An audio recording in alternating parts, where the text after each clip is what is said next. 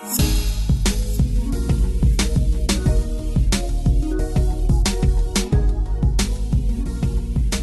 up, everyone? You're listening to the Grepcast from TSP LLC, bringing you a weekly look into the world of technology and technology-adjacent ephemera.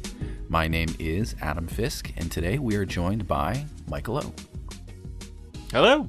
And Kelly Ford. Hello. Okay, before we jump into our big level topics today, we wanted to pour one out for our dearly departed, and that in this case is Jony Ive. He's not dead. No, he's not dead, but he is dead to Apple because he is now creating his own design firm and has luckily already landed his first client, Apple, which I guess cool, makes sense, whatever. Be your own manager, yeah. Be your own boss. Get it? Your own boss. He's the Uber of Apple's design. He's just like completely outsourcing himself. Mm-hmm. Yeah. But as much as maybe some people like to disparage maybe Jony Ive's decisions, he has left a lasting fingerprint really on Apple's design over the last years, specifically when it comes to sustainability, as much as that may be flying in the face of what Apple likes people to think. There was a really interesting article that you posted, Mike, that came from iFixit that kind of discusses Jony Ive and what he likes to say versus what he actually does. Well, it's a good article to read, and we've got lots of stuff to talk about on Grebcast today. So I think the only thing I'll do is sort of say, well, he makes a kind of the iFixit thing sort of makes this connection between Jony Ives and one of his favorite designers, Dieter Rams, and like kind of these design principles around Braun, a German brand that's been around for decades longer than Apple, and some amazing sort of design that you can see a lot of similarities in terms of the aesthetic approach, but the article makes a very good point, which is that Braun was really trying to like kind of push forward sustainability, repairability, and the idea that that design can be quite accessible and still function for generations onward. And when you look at Jony Ives and the AirPods, which are essentially like sealed cases of lithium ion and all this other stuff, it's amazing functionality. At the same time, maybe this allows Apple to turn a new chapter in terms of finding that sort of balance between the design and sustainability and repairability, which is clearly one of iFixit's big kind of interest in life. But it's just a fascinating article. Mm-hmm. The one thing that really, which we can kind of leave on this topic, is the hope and I guess charge from this article, saying that the hope is that Apple will embrace one of Ram's ideals, saying, quote, "The care and accuracy in the design process shows respect towards the user," which has come under charge for some people in regards to maybe gluing everything together or having keyboards that just don't want a keyboard some days. But on the Apple note, there is a article that comes out of quartz.com, QZ.com, written by Mary. This shows my ignorance on pronouncing last names, but Hui, H-U-I, saying Hong Kong's protesters putting AirDrop to ingenious use to breach China's firewall. This is on the heels of a number of days and a number of weeks of protests in Hong Kong. But this is actually showing a very interesting way to distribute information, propaganda, whatever you want to call it, by using Apple's built-in AirDrop capabilities. So AirDrop, for those who don't know, is a way to share really multiple different forms of media, be it photos, videos, even links, via Bluetooth in this case. So in major train stations around Hong Kong, activists and protesters were actually disseminating information via AirDrop, which to me is the coolest thing that I've read in terms of information share in a long, long time. Yeah, this is a great. It really is ingenious how someone was like, okay, so we're going to get around all the censorship by doing this instead. And it was interesting too that they targeted it to mainly in China tourists, and apparently they put it in simplified Chinese so that people could, you know, the wealth of people could read it and understand their messaging there. So brilliant. Yeah, and it feels a little bit like I mean, we have to go back a little ways for the youngsters that are listening to the podcast here, but to sort of Napster and the idea of peer-to-peer networks, which subverted, you know, these highly centralized systems which were trying to like battle piracy and all this kind of stuff. And, you know, sort of the technology was sort of like, you know, computer to computer instead of going through kind of spoken hub, with the hub being the place where you could highly regulate and highly kind of censor in the case of, you know, Chinese kind of the Great Firewall. You know, that's their method. It's like any information going in and out of these big social media places like Twitter and Instagram and all that kind of stuff, you know, is highly regulated. But peer-to-peer is much harder to fight because you're essentially having to, you know, go device by device, and it's impossible to you know, kind of do that. And part of it is like, well, you know, you could say, well, AirDrop has a very limited range because it's essentially Bluetooth, which is the sort of enabling, you know, kind of characteristic of this. So maybe 30, 50, 100 feet in open air.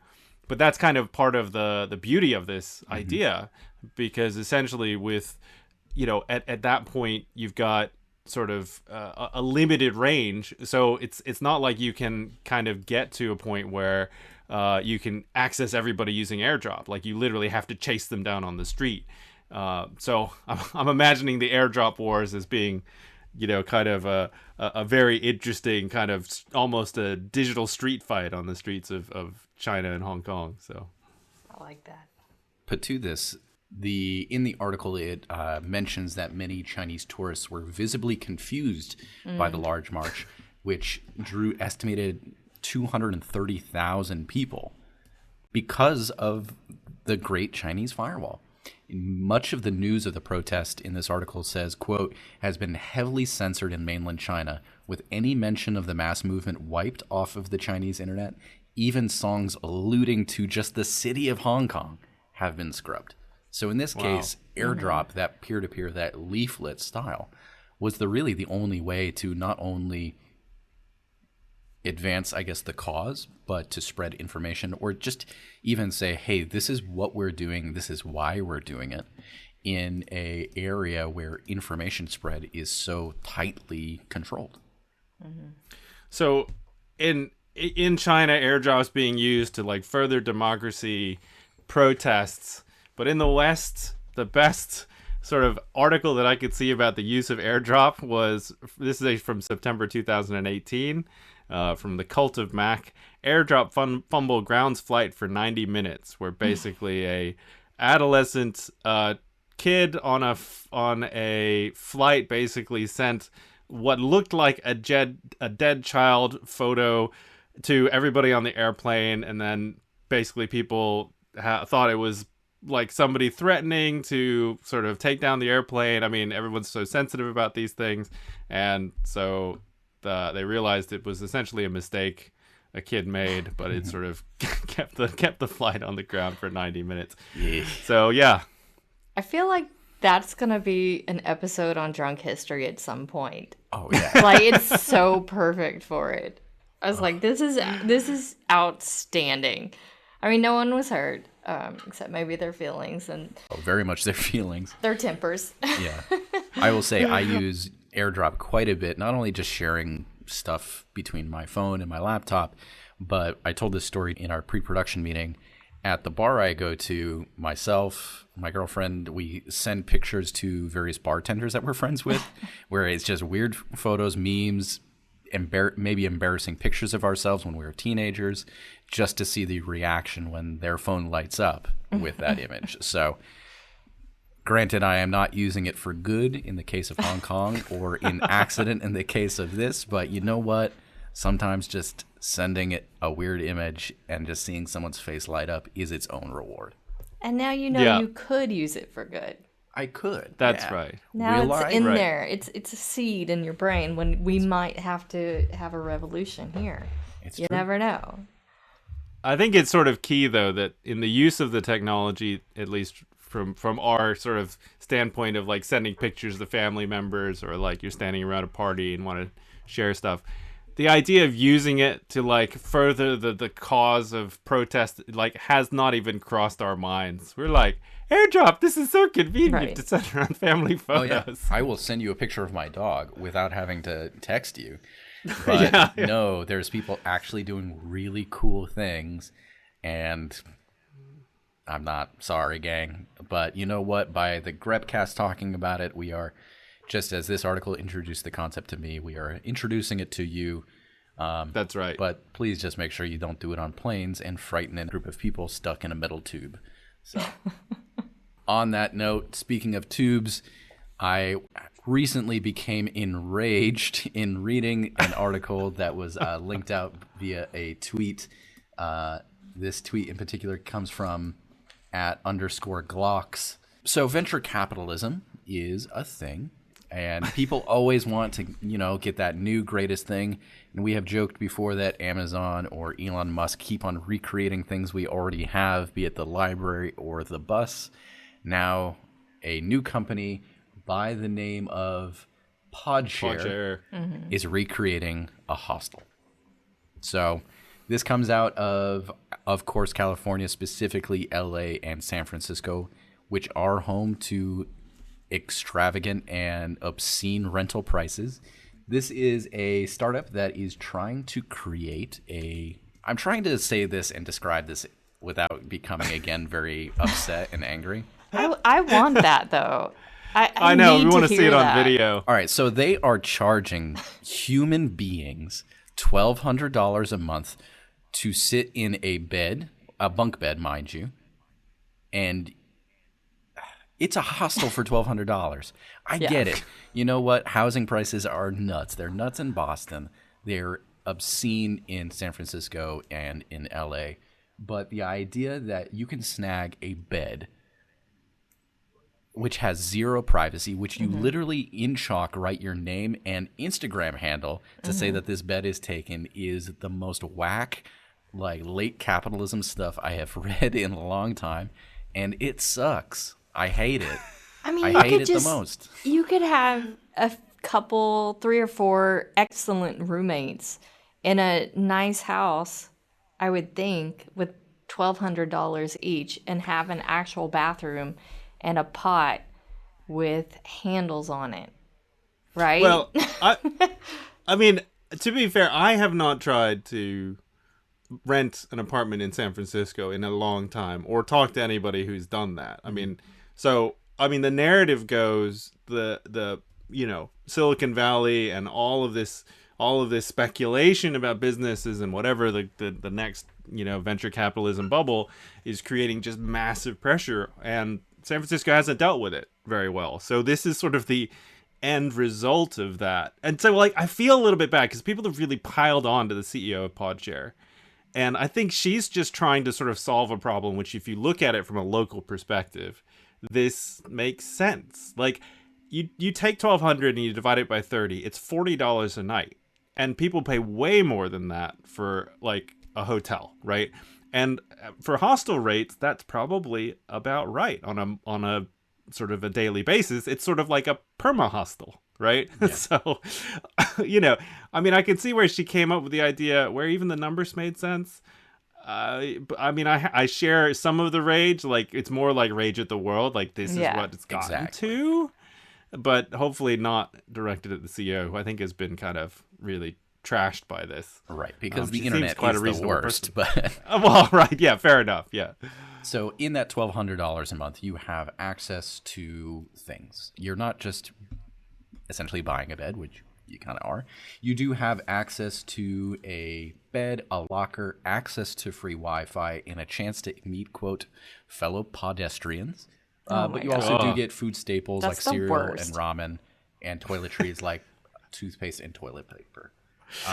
Kelly's gonna get really angry at the pedestrians. It's the words that makes her really angry. It really does. I mean, I get whatever. It's like repackaging poverty, I mean, it's just like you've got these people at the top, they disenfranchise people, and then you've got other people who are like, hey, I'm gonna take advantage of this situation.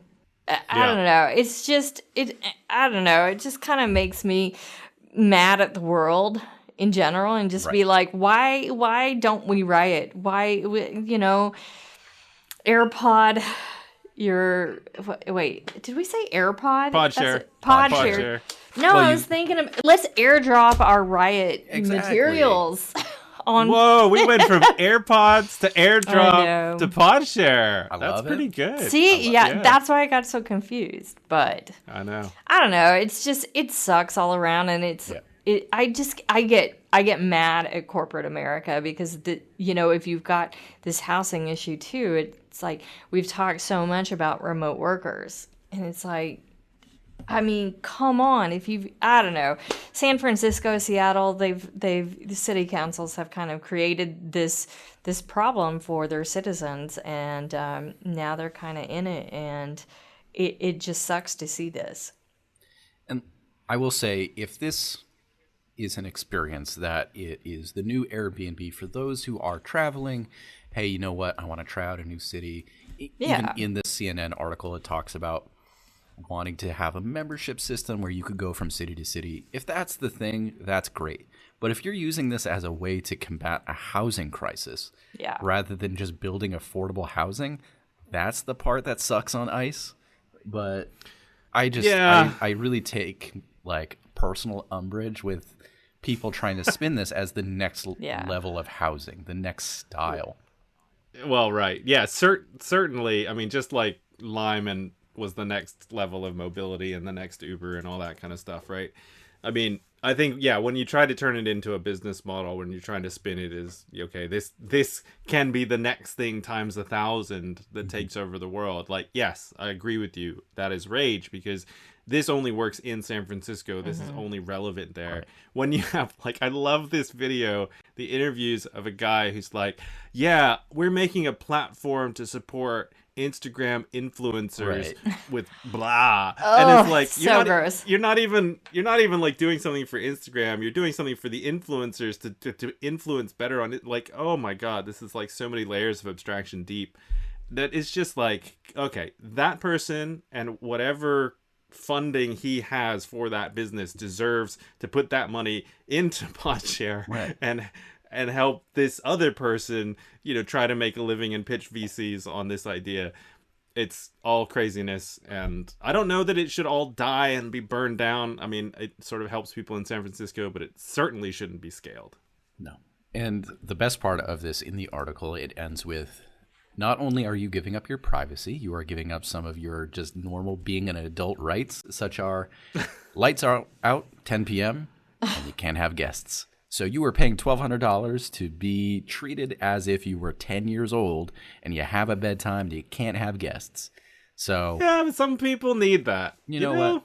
Yeah. Some people also need like basic human rights, such as having the ability to, afford housing and not have to live with 300 people.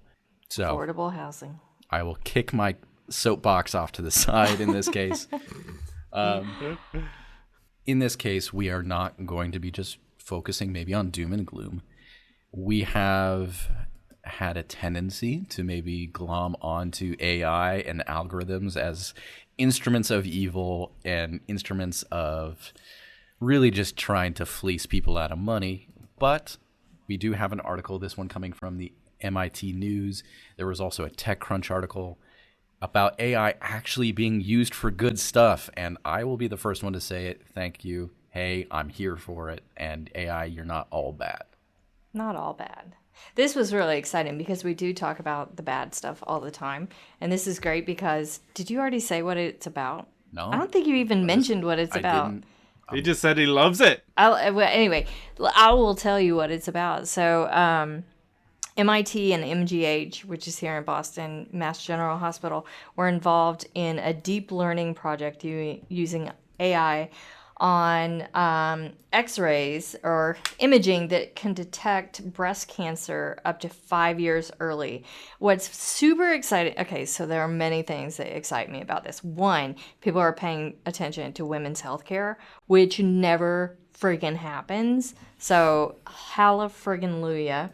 But what's also exciting is that the results work equally well for white and black patients, which we have talked at length about a lot of racial bias in AI programs and how a lot of these programs need audit. So this was really thrilling. And what's awesome too, third point being super awesome, is that the research size, the sample size of this is enormous. So the test was done with 60,000 patients and 90,000 mammograms. So what they do is they can check the imaging, and the AI can notice subtle differences that the human eye can't, which is incredible. This is an incredible use of AI. Yeah.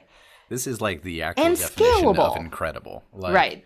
This is incredible. Not only the point is that we're actually using cool technology to do things that just the human person cannot do. That's the cool stuff, that we're actually going that step further. Whereas a lot of times we're talking about using AIs or quote unquote AI and algorithm just to cut steps and circumvent like bad, boring work that nobody should or wants to do. This is superhuman, and this is amazing.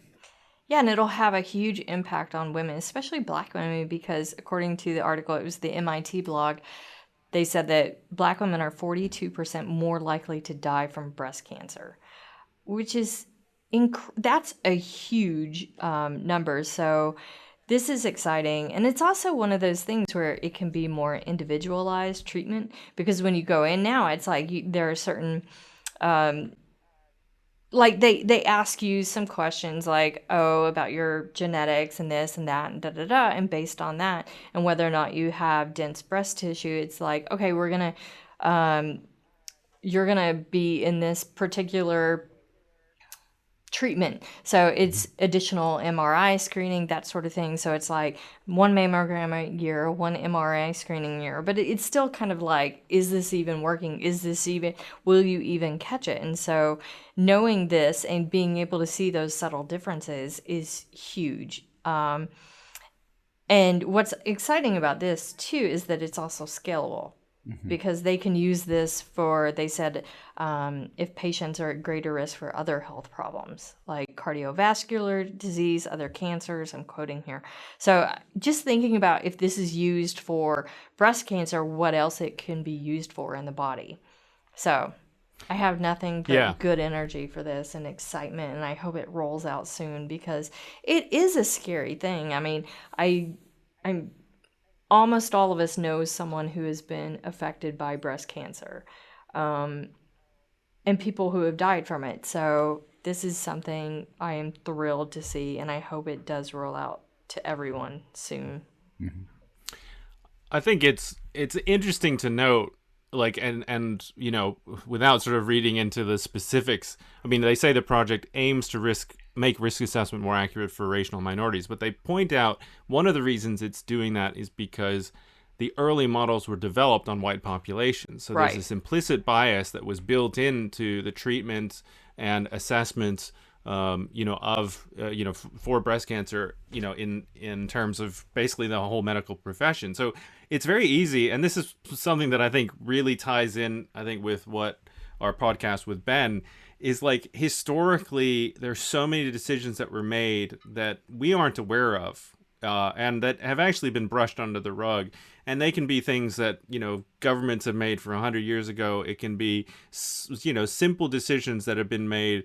I know one of the reasons these types of decisions are made is because some of the best health systems in the world that have the best data just happen to be hugely white populations. The Scandinavian countries have a huge amount of socialized medicine information. It just so happens they really caught on to this stuff much earlier in terms of the generation of data and using that.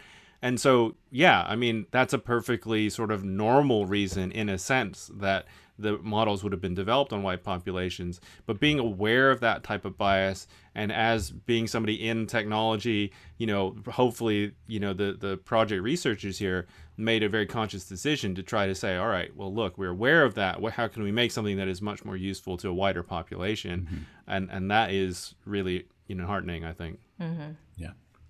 And I will say, on that heel, we were potentially maybe a little remiss in not talking about this previous in our conversations about AI and bias and all of that. This was actually coming from an article written back in 2018, about 10 months ago, from TechCrunch, written by Natasha Lomas.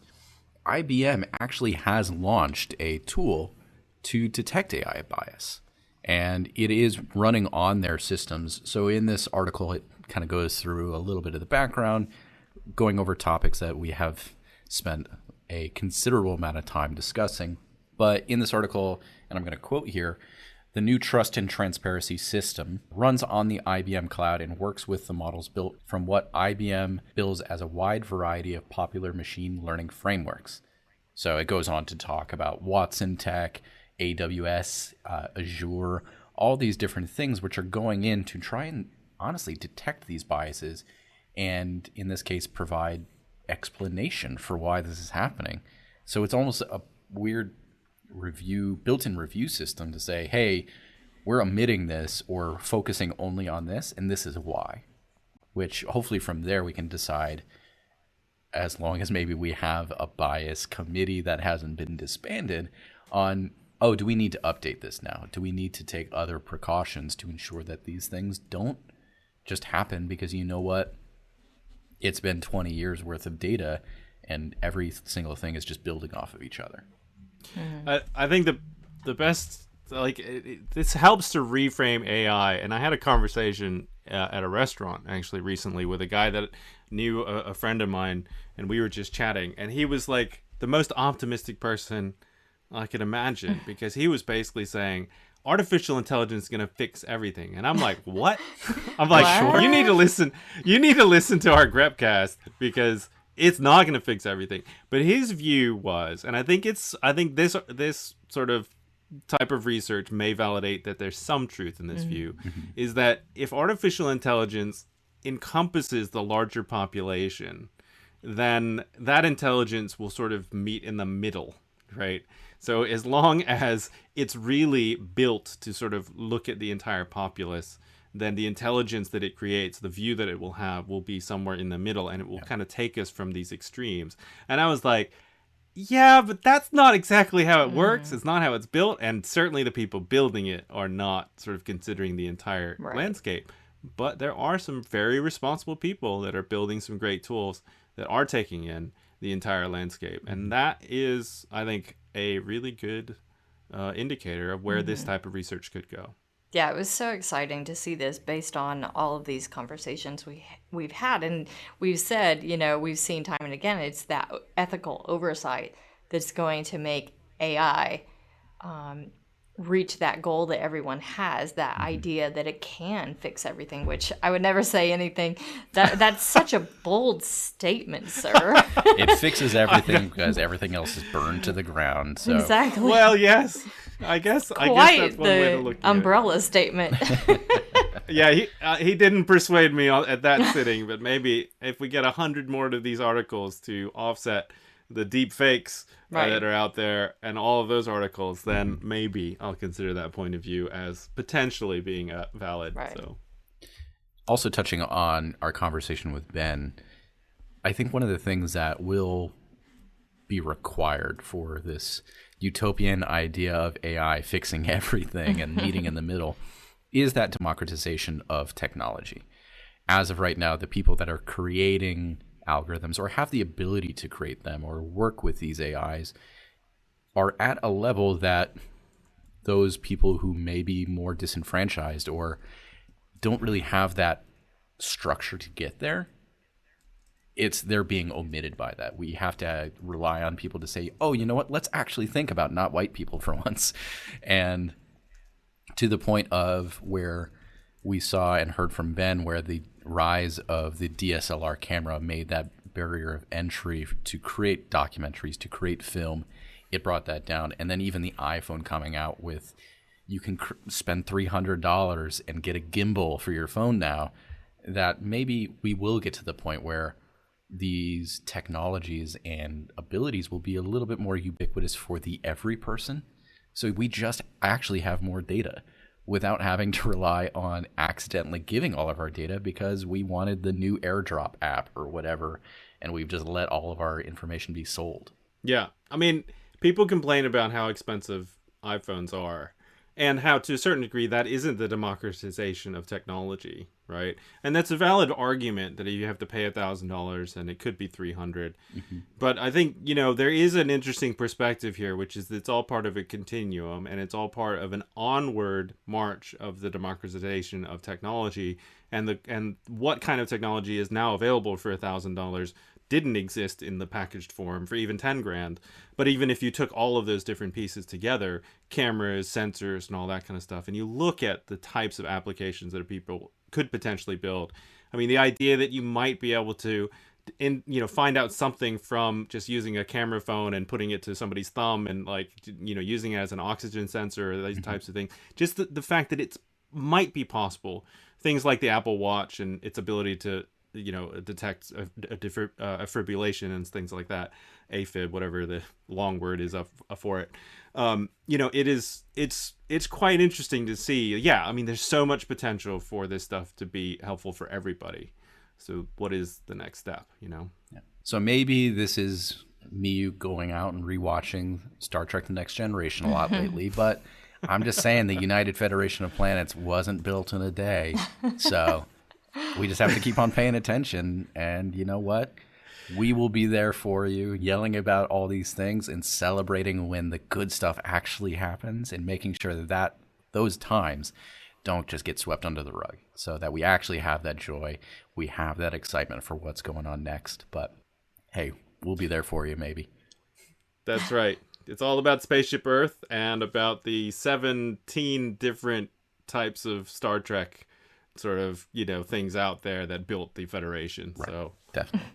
But that is the time we have this week on the Grepcast. Thank you again for listening to us and hanging out with us while we explored, the worst and the best of what technology is bringing. We will be back at it again next week. But in the meantime, you can find everything that we're up to over on our website, tsp.me and tsp.space. And check us out on Instagram at TSPLLC. In terms of plugs this week, Mike, do you have anything? So I'll take it. I don't think I've plugged this before. It's a feel-good TV series called The Good Place. Yeah. Have I No. Have I mentioned this before? Plugged it. Nah. I haven't plugged it. We quite enjoy it, and we're really enjoying season 3 on Netflix, which when I went to the States, disappeared from my Netflix account. But when I came back to the UK, I can see all of season 3. So I was like, great. And how about you, Kelly? So speaking of cancer and transparency and communism, have you guys seen Feel Good TV? Feel Good TV. Have you seen HBO miniseries Chernobyl yet? Yeah. Oh, I so want to see it. I've been having rolling anxiety throughout the first episode. It is very, very good. The music is perfect. And the content is rough. Crazy. Yeah, I mean, it's a fascinating cinematic exploration of human failure when dealing with a technical failure. And I love that they get into the weeds of that technical failure. Because it's fascinating. And the errors being so human, and this idea of transparency and lies. It's incredible. It is a little jarring to hear English accents instead of Russian. There are some really good articles, without getting too far into it, that please watch it, read about it. Yeah. But until we talk to you again, stay cool. Bye. See ya.